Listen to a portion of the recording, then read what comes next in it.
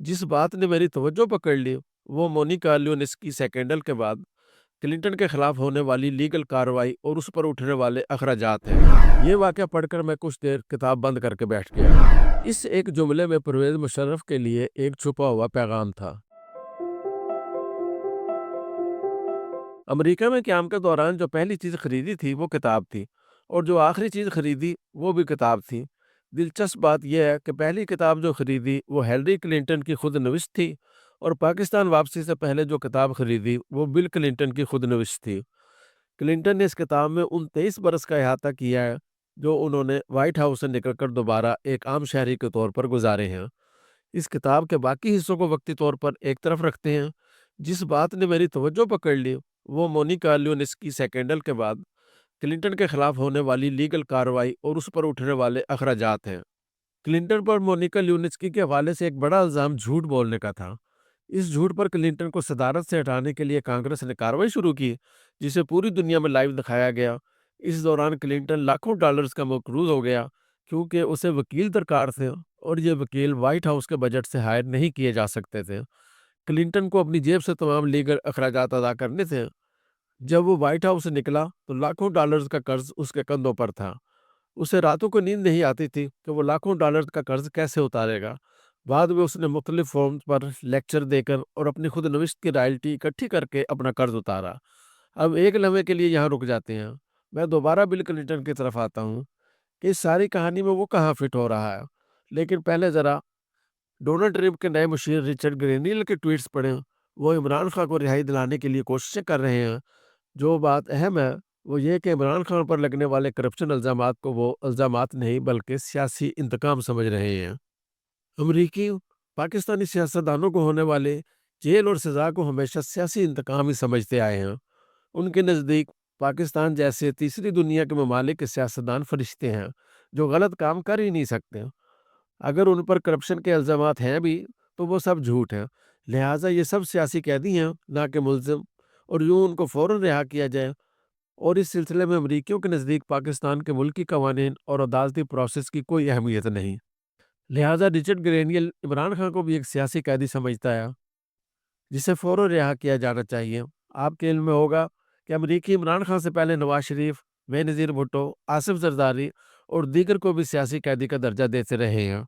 उनके नज़दीक पाकिस्तान में कोई लीडर करप्शन करता भी है तो ये सियासत और जमहूरियत का हुस्न है, ना कि कोई जुर्म।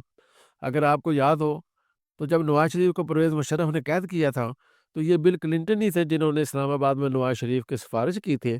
बल्कि उन्हें मुल्क से बाहर भिजवाने में भी मरकज़ी किरदार बिल क्लिंटन का था, जो सऊदी अरब के फ्रंट पर होने की वजह से दब गया था। बिल क्लिंटन के नज़दीक जो कुछ नवाज शरीफ ने किया वो कोई जुर्म नहीं था, और ना ही अमरीकियों के लिए नवाज शरीफ की दुनिया भर में फैली हुई जायदादें कोई मसला थीं। इसी तरह 2006 और 2007 में बेनज़ीर भुट्टो और जनरल मुशर्रफ के दरमियान दुबई में जो खुफिया मुलाकातें हो रही थीं वो भी अमरीकी ही करा रहे थे। इन खुफिया मुज़ाकरात के पीछे अमरीकी सेक्रेटरी खारजा कोंडालीज़ा राइस थीं। तब अमरीकी बेनज़ीर भुट्टो को एनआरओ दिलाने की कोशिशें कर रहे थे। उस वक्त बेनज़ीर भुट्टो को जिनेवा में कुछ मुकदमात पर सज़ा हो चुकी थी। आसिफ जरदारी पर $60 मिलियन का केस मौजूद था। उन्हें जिनेवा अदालत से टोकन सज़ा हो चुकी थी। ये बात अब राज नहीं रही कि पाकिस्तान से $60 मिलियन की मनी लॉन्ड्रिंग की गई थी, जिस पर नवाज शरीफ ने अपने दूसरे दौरे हुकूमत में बाकायदा स्विस हुकूमत को ख़त लिखा था कि ये $60 मिलियन जो वहाँ जरदारी साहब के बैंक अकाउंट में थे वो पाकिस्तानी अवाम का पैसा है, लिहाजा ये पाकिस्तानी हुकूमत को वापस किया जाए। ये ख़त उस वक्त के अटारनी जनरल मोहम्मद फ़ारूक ने लिखा, जो मौजूदा वफाकी वज़ीर ख़जाना मोहम्मद औरंगज़ेब के वालिद हैं। बेनज़ीर भुट्टो इस मुकदमे से खौफज़दा थीं, क्योंकि उनके रेड वारंट भी निकल चुके थे। यूँ अमरीकियों ने एनआरओ करा के बेनज़ीर भुट्टो और जरदारी के मुकदमात ख़त्म कराए, क्योंकि उन्हें लगता था कि ये सब मुकदमे सियासी थे, ना कि करप्शन का कोई इशू था। अमरीकी ओहदेदार इमरान खान पर भी कायम मुकदमात को भी सियासी इंतकाम समझते हैं। उनके नज़दीक खान साहब का किसी प्रॉपर्टी टाइकून से अतियात के नाम पर 400 कनाल ज़मीन लेना, 30 करोड़ रुपए नकद अतिया लेना, हीरे जवाहरात की अंगूठियाँ लेना या सऊदियों के करोड़ों रुपए के तोहफ़े दुबई में बेचकर मुनाफा कमाना कोई जुर्म नहीं। उनके नज़दीक ये सब सियासी मुकदमात हैं। लिहाजा जैसे नवाज शरीफ, बेनज़ीर भुट्टो और जरदारी मज़लूम थे और वो सियासी इंतकाम का निशाना बने, उसी तरह अब इमरान खान सियासी इंतकाम का निशाना बन रहे हैं। شروع میں بل کلنٹن کی جس کتاب کا ذکر کیا، اب دوبارہ اس طرف چلتے ہیں۔ امریکی اپنے لیے جس لیڈر کا انتخاب کرتے ہیں، اس کا معمولی سا جھوٹ بھی برداشت نہیں کرتے۔ اپنے صدر کا کانگریس سے ٹرائل کرایا اور اس ٹرائل کو ٹی وی کے ذریعے براہ راست ساری دنیا کو دکھایا۔ بل کلنٹن ایک جھوٹ بول کر بدنام ہوا، دیوالیہ ہوا اور مقروض ہو گیا، کیونکہ امریکیوں نے دل بڑا نہ کیا۔ لیکن وہی امریکی پاکستان کے ہر سیاسی حکمران کو لوٹ مار کے باوجود مظلوم سمجھتے ہیں۔ جو رعایت یا شک کا فائدہ امریکی نواز شریف، بے نظیر بھٹو اور اب عمران خان کو دے رہے ہیں، وہی شک کا فائدہ انہوں نے بل کلنٹن کو نہیں دیا۔ اس کا جرم ایک معمولی سا جھوٹ ہی تو تھا۔ اس پر اپنے صدر کو اتنا بدنام کرنے، اس کا ٹرائل کرنے اور اسے دیوالیہ کرنے کی کیا ضرورت تھی؟ بل کلنٹن کی نئی کتاب my life after the white house پڑھنے کے لائق ہے۔ امریکہ سے واپسی پر جہاز میں وہی پڑھتا رہا۔ جیسا کہ میں پہلے بتا چکا ہوں کہ ہیلری کلنٹن کی بھی نئی کتاب مارکیٹ میں آئی ہے، وہ بھی خریدی، لیکن جو مزہ بل کلنٹن کی کتاب پڑھنے میں آ رہا ہے وہ ہیلری کی کتاب میں نہ تھا۔ شاید اس کی وجہ دونوں میاں بیوی کے زندگی کے الگ الگ تجربات یا یوں کہہ لیں کہ سوچنے کے الگ الگ زاویے ہیں۔ بل کلنٹن نے وائٹ ہاؤس سے نکلنے کے بعد زندگی کیسے گزری پر کھل کر لکھا ہے، اور لگتا ہے کہ انہوں نے کچھ نہیں چھپایا۔ باقی سب باتیں ایک طرف، بل کلنٹن نے اس کتاب میں ایک ایسا واقعہ بھی لکھا ہے جس سے اندازہ ہوتا ہے کہ جب آپ سابق صدر ہو جاتے ہیں تو پھر کتنے بے بس ہو جاتے ہیں۔ آپ اس عہدے پر نہ رہیں تو پھر آپ کو دوسروں سے کوئی درخواست کرتے وقت کتنی تکلیف ہوتی ہے، اور جب یہ درخواست نہ مانی جائے تو تکلیف کا احساس مزید بڑھ جاتا ہے۔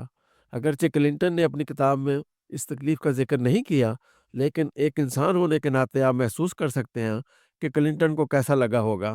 کلنٹن لکھتے ہیں کہ انہیں صدارت سے ہٹے ایک عرصہ ہو گیا تھا کہ مشکلات کا شکار ایک ملک کے سربراہ نے انہیں درخواست کی کہ وہ آئی ایم ایف کے ساتھ بات چیت فائنل کرانے میں ان کی مدد کریں۔ کلنٹن کا ان کے ساتھ اچھا تعلق تھا۔ اس ملک کے سربراہ کا کہنا تھا کہ آئی ایم ایف جن شرائط پر قرض دے رہا ہے وہ اتنی سخت ہیں کہ ان کے لیے بہت مشکلات پیدا ہوں گی۔ عوام پہلے ہی مہنگائی اور دیگر معاشی اور سماجی مسائل کی وجہ سے مشتعل ہیں۔ اگر یہ شرائط مان لی گئی تو پھر حالات مزید خراب ہوں گے۔ ان کی حکومت تو خطرے میں پڑے گی ہی، لیکن عوام کے بفرنے سے ملک کی سلامتی بھی خطرے میں پڑ سکتی ہے۔ آپ اپنا اثر و رسوخ استعمال کریں کہ آئی ایم ایف نرم شرائط پر ہمیں قرضہ دے دے تاکہ ہم اپنے معاشی مسائل سے نپٹ سکیں، یا پھر آپ امریکی حکومت سے کہیں کہ وہ ہمیں قرضہ دیں۔ کلنٹن نے ان سے کہا کہ میں کوشش کرتا ہوں۔ اس وقت جارج ڈبلیو بش امریکہ کے صدر تھے۔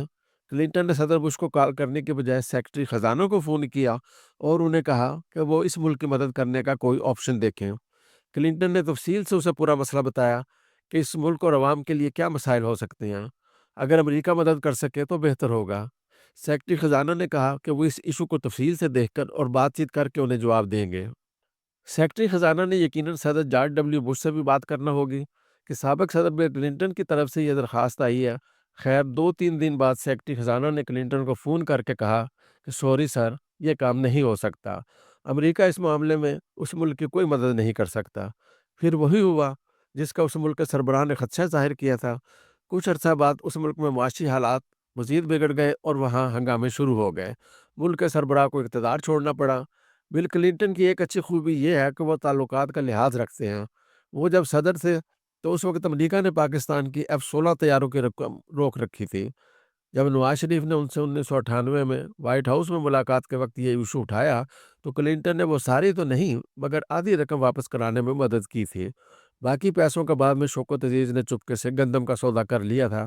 خیر وہ ایک الگ سیکنڈل ہے جو میں نے مشرف دور میں 2000 میں بریک کیا تھا۔ بل کلنٹن نے ہی نواز شریف کی جنرل پرویز مشرف سے جاں بخشی کرائی تھی۔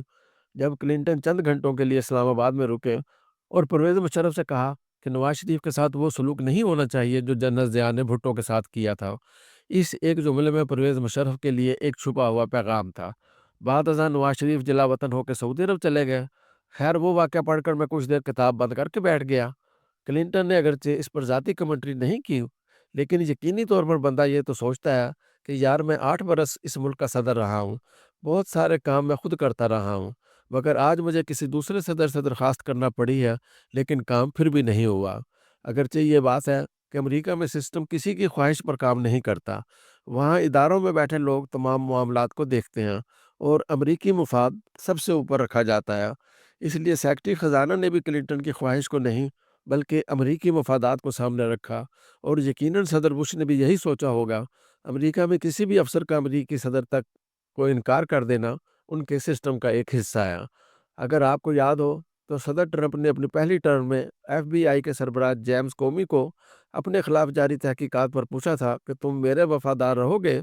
اس پر جیمز کومی نے جواب دیا تھا کہ مجھ سے وفاداری نہیں بلکہ ایمانداری کی توقع رکھیں۔ اگلے دن ٹرمپ نے اسے برطرف کر کے گھر بھیج دیا اور وہ بھی چپ چاپ چلا گیا، حالانکہ ابھی اس کے سروس کے 6 سال باقی تھے۔ اس سے ٹرمپ نے ایک بات تو ثابت کر دی تھی کہ اسے بھی پاکستانی حکمرانوں کی طرح ایماندار نہیں بلکہ وفادار افسران کی ضرورت ہے۔ اگر کوئی ایماندار افسر ٹکر جائے تو اگلے دن گھر بھیج دیا جاتا ہے۔ اس طرح کی بہت سی مثالیں آپ کو پاکستان میں بھی مل جاتی ہیں۔ جب طارق حسین ڈی جی ایف آئی تھے تو وہ پاکستان سٹیل ملز میں ہونے والی کرپشن پر انکوائری کر رہے تھے۔ یہ پیپلز پارٹی کا دور تھا۔ صدر آصف زرداری کے چند قریبی دوست بھی ایف آئی اے کے ریڈار پر تھے۔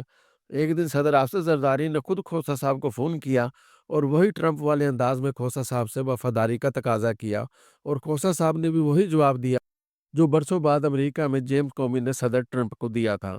کھوسہ صاحب کو بھی اپنا عہدہ چھوڑنا پڑا۔ انہیں ڈی جی ایف آئی اے کے عہدے سے ہٹا کر نارکوٹکس کا سرٹیفکیٹ لگا دیا گیا۔ ایک اور قابل احترام پولیس افسر میر زبیر محمود کے ساتھ بھی اس طرح کا واقعہ پیش آیا تھا۔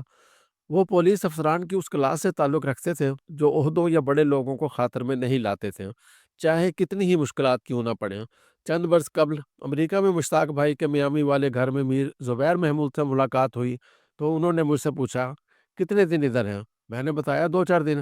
کہنے لگے آپ ادھر ہی رکیں، میں ذرا پاکستان سے ہو کر واپس آتا ہوں، پھر ملتے ہیں۔ میں نے پوچھا خیریت؟ کہنے لگے مجھے شاید آئی جی سندھ لگانے کی کوئی مہم چل رہی ہے، مجھے کہا گیا ہے کہ ذرا زرداری صاحب سے مل لیں۔ کہنے لگے بس گیا اور آیا۔ ان دنوں وہ امریکہ کسی کام سے رکے ہوئے تھے۔ کہنے لگے مجھے زرداری صاحب کہاں سندھ کا آئی جی لگائیں گے؟ اور پھر وہی ہوا۔ زرداری صاحب سے ملاقات ہوئی تو یہ بات کھلی کہ میر زبیر محمود وہی ہیں جنہوں نے ان کے دوست کو سٹیل مل سکینڈل میں گرفتار کیا تھا۔ میر زبیر اس وقت طارق کھوسہ کے ساتھ ایف آئی اے میں اعلیٰ عہدے پر تھے جب زرداری صاحب کے دوست گرفتار کیے گئے تھے۔ میر زبیر ہنس کر کہنے لگے پھر کہاں لگنا تھا میں نے آئی جی؟ میں نے بھی کہا مار کر کہا میر صاحب آپ نے آئی جی لگنے والا کام ہی نہیں کیا تھا۔